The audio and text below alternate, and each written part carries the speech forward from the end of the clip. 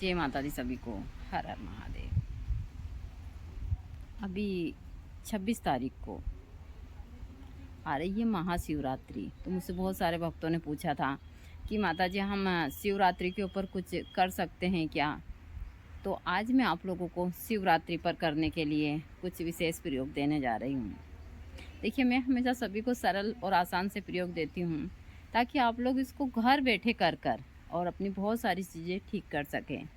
इसी में बहुत सारे से कुछ लोग भी हैं जिनको पता नहीं क्या जलन होती है, तो वह इस प्रकार की टिप्पणी करते हैं, और वह लोग हैं जो अपने आप को वैदिक और उस हिसाब से मानते हैं। तो मैं हमेशा बोलती हूँ कि मैं भगवती की साधक हूँ, और कोई मैंने किसी गुरुकुल में या फिर उस हिसाब से कोई ऐसी पढ़ाई नहीं की। या चीज़ें मैं हमेशा भी बोलती हूँ भाई, मैं चीज़ें एकदम सही देती हूँ। कभी मंत्र के उच्चारण में कहीं कहीं उस हिसाब की चीज़ें हो जाती हैं, तो वहाँ लोग बड़े उससे बोलते हैं जो अपने आप के नाम के आगे बहुत सारी चीज़ें लगाते हैं। तो देखिए, यदि आप उस हिसाब के तो आप खुद दीजिए ना चीज़ें, आपको आती है तो। हम मना तो नहीं करते हैं, देनी चाहिए ताकि सब लोग अच्छे से सब चीज़ करें और कहीं भी ठगी का शिकार ना हो। ये चीज़ें मैं हमेशा सभी को बताती हूँ।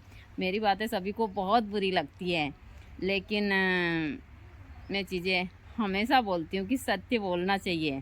चाहे सत्य बोलकर आप हज़ारों लोगों की नज़र में बुरे बन जाओ, लेकिन अपने आप से आप सही बोलते हैं तो खुद की नज़र में आप कभी नहीं गिरते हैं।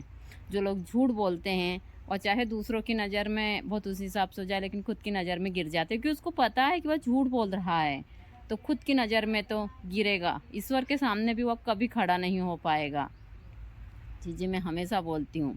मैं कोई इतनी बड़ी ज्ञानी नहीं हूँ कि नहीं भाई मैं बहुत उस हिसाब की चीज़ें जो टूटी फूटी थोड़ी बहुत मेरे पास में चीज़ें हैं वह लोगों को मैं देती हूँ।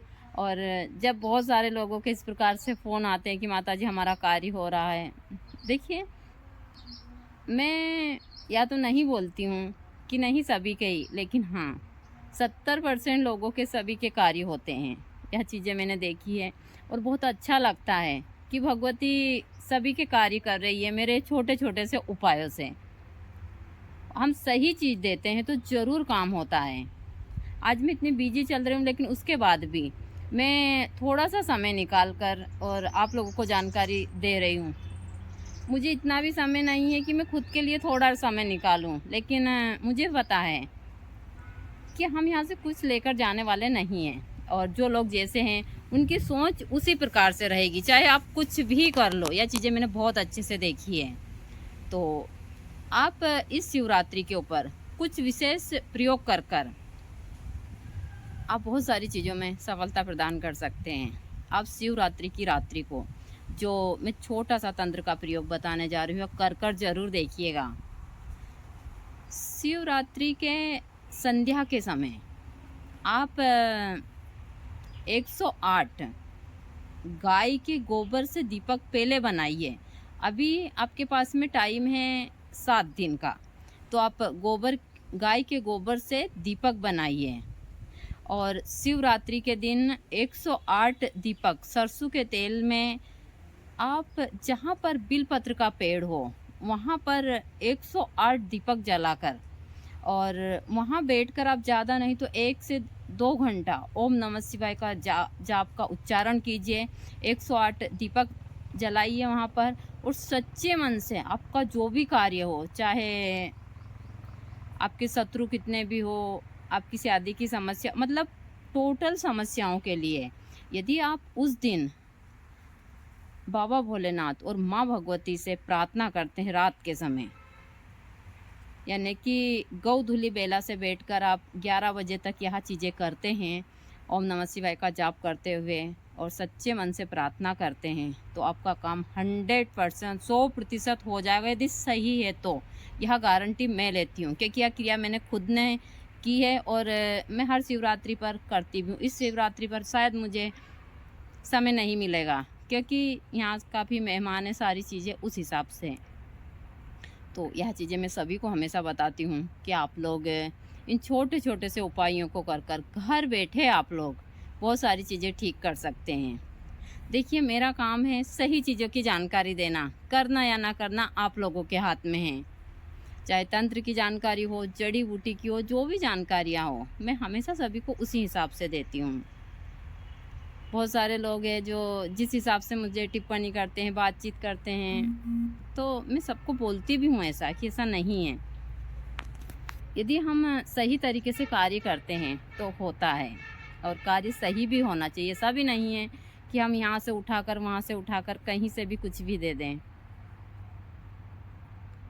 मेरे साथ में बहुत सारी ज़िम्मेदारियाँ हैं, लेकिन मैं सारी ज़िम्मेदारियों को निभाते हुए हर क्षेत्र में आगे बढ़ रही हूँ भगवती की कृपा से, और यह सब अध्यात्म के मार्ग चलकर ही मैं कर रही हूँ। शायद मैं अध्यात्म के मार्ग पर नहीं होती तो ये सब नहीं कर पाती। और बहुत सारे ऐसे भक्त भी जो मुझसे प्रश्न करते हैं, हर प्रकार के प्रश्न करते हैं। मेरे पास उनका जवाब होता है तो मैं ज़रूर देती हूँ, नहीं होता है तो मना कर देती हूँ। जैसे बहुत सारे भक्त हैं जो बोलते हैं कि माता जी हम दीक्षा लेना चाहते हैं, आश्रम पर आना चाहते हैं। तो मेरा गृहस्थ का आश्रम है, यहाँ पर कोई आ नहीं रहा है। ना मैं किसी को दीक्षा देती हूँ, ना मैंने आज तक किसी पुरुष को दीक्षा दी है। तो चीज़ें मैं सभी को हमेशा बताती भी हूँ। और गृहस्थ का आश्रम है तो बेटा है, उसका परिवार है, अभी उसकी शादी की सारी चीज़ें चल रही है तो सबको पता है। भाई कल से मैं यहाँ रहूँ ना रहूँ, यदि मैं यहाँ सबको बोलूँ कि आप आइए तो कल मैं नहीं रहूँगी फिर भी आते हैं लोग बाग, तो कल से उन लोगों को समस्या ना हो, इसलिए मैंने आश्रम पर सारी चीज़ें बंद की हुई है। लेकिन हाँ, अमन बाबा की शादी के बाद मैं यहाँ से बाहर, क्या मैं उत्तराखंड शिफ्ट होने का पूरी तैयारी है मेरी, लेकिन अभी 1 डेढ़ साल तो मुझे लग ही जाएंगे। तो उसी के बाद मैं यहाँ से बाहर निकलूँगी, और भगवती की मर्जी हुई वहाँ मैं नहीं कह सकती, और इस शरीर में रही तो मैं ज़रूर आप लोगों को इन बहुत सारी चीज़ों की जानकारियाँ दूँगी। तो और भी मैंने ब्लॉग में कुछ चीज़ें दी है सुबह की, आप लोग देखिए। देखने के बाद, क्योंकि मुझे समय नहीं मिलता, अभी भी मेहमान आ रहे हैं, बहुत सारी चीज़ें हैं यहाँ, दिन भर यही चलता रहता है। जब से अमन की शादी पक्की हुई है उस दिन से सारी चीज़ें चल रही है। अभी थोड़ा सा समय है मेरे पास में, तो मैंने यहाँ आप लोगों के लिए सारी जानकारी दे दी। तो अब शिवरात्रि के ऊपर ऐसे तो मैंने बहुत सारे प्रयोग दिए हैं, आप इनको कर घर बैठे आराम से बहुत सारी चीज़ें ठीक कर सकते हैं। अब हमारे यहाँ धूप भी बहुत तेज़ है, और तो मैं यहाँ पर थोड़ी बैठ कर इस हिसाब से हूँ, तो धूप इतनी तेज़ है यहाँ पर, बहुत ज़्यादा देख सकते हैं आप, बाहर इतनी तेज़ धूप है। अब पूरी गर्मी भर यहाँ पर इसी प्रकार की धूप रहेगी, लेकिन जो हमारा यहाँ का दृश्य है वो बहुत ही सुंदर है। माँ प्रगति की इतनी कृपा है, इतनी कृपा है कि आप देख सकते हैं सारी चीज़ें। तो बने रहिए ब्लॉग में। आ रही हूँ ना, कुछ ऐसी ज़रूरी चीज़ें दे पा रही हूँ, अभी भी मैं बाहर आकर आप लोगों से बात कर रही हूँ, क्योंकि सुबह का समय है, और सुबह का समय शोर शराबा, रोड पे से आप लोगों को आवाज़ आ रही होगी, क्योंकि यहाँ पास में ही रोड है। सबको पता है कि यहाँ पास में हाईवे है, और हाईवे के ऊपर जो सुबह गाड़ियाँ चलती हैं इनकी बहुत ज़्यादा आवाज़ आती है। तो सुबह मुझे अभी थोड़ा सा समय मिला, तो मैंने कुछ भक्त के मैसेज के जवाब देना ज़रूरी समझा। उसी में से एक भक्त का आज रात के समय मुझे मैसेज आया था कि माता जी आप मेरी मदद नहीं करोगे तो मैं आत्महत्या कर लूँगा।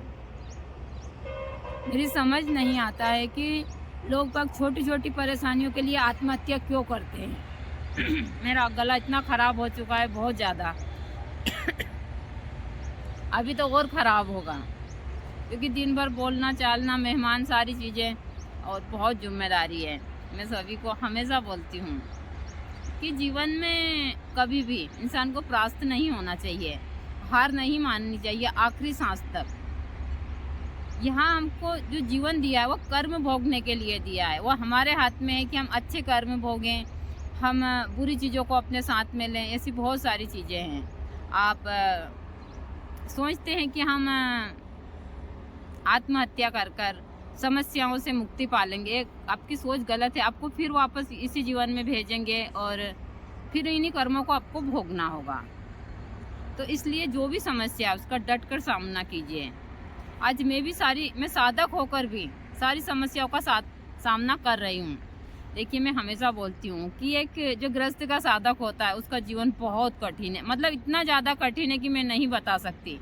इसीलिए बाबा भोलेनाथ और माँ पार्वती ने इस प्रकार का जीवन को करा था, क्योंकि उनको पता है कि गृहस्थ के जीवन में और फिर साधना के क्षेत्र में कितना तप करना पड़ता है, कितनी सारी परीक्षाएं देनी पड़ती है। उन्हीं सारी चीज़ों से मैं भी गुजर रही हूँ, हर एक प्रकार की। सबको लगता है कि गृहस्थ के जो साधक होते हैं वह बहुत सुखी होते हैं, ऐसा नहीं है। गृहस्थ के साधक सबसे ज़्यादा कठिन परीक्षाओं से गुजरते हैं। गृहस्थ का साधक दो धारी तलवार है, यह मैंने अपने जीवन से अच्छे से सीखा है। गृहस्थ के साधक को हमेशा परेशानियों का सामना करना पड़ता है और उसमें खरा भी उतरना पड़ता है, जब भी जाकर उसको जीवन में सफलता प्राप्त होती है। ऐसा नहीं है कि हम गृहस्थ के साधक हैं तो हम हर चीज़ अपनी मर्जी से उस हिसाब से करें, और सबको यही लगता है कि गृहस्थ का जीवन बहुत अच्छा होता है। और गृहस्थ में रहकर साधनाएं करना सबसे ज़्यादा कठिन चीज़ें हैं। यह चीज़ें मैंने बहुत अच्छे से देखी है। गुरुजी के जाने के बाद में पहले तो हम लोगों का जीवन ठीक है, हम दोनों एक दूसरे की समस्याओं को समझ लेते थे, लेकिन गुरुजी के जाने के बाद में मैं जिस समस्याओं से जूझ कर आई हूँ वह मुझे ही पता है। इसको पता नहीं था कि मैं बाहर आ गई हूँ, अब इसको पता चला तो जैसे आया। दूसरा, जितने भी हमारे डोगी के छोटे बच्चे हैं सभी ने पता नहीं, वो घूमते रहते हैं, उनकी माँ ने उनको क्या खिलाया, सभी बीमार है। 3 दिन से इलाज चल रहा है, लेकिन उनकी बचने की बहुत कम उम्मीद है।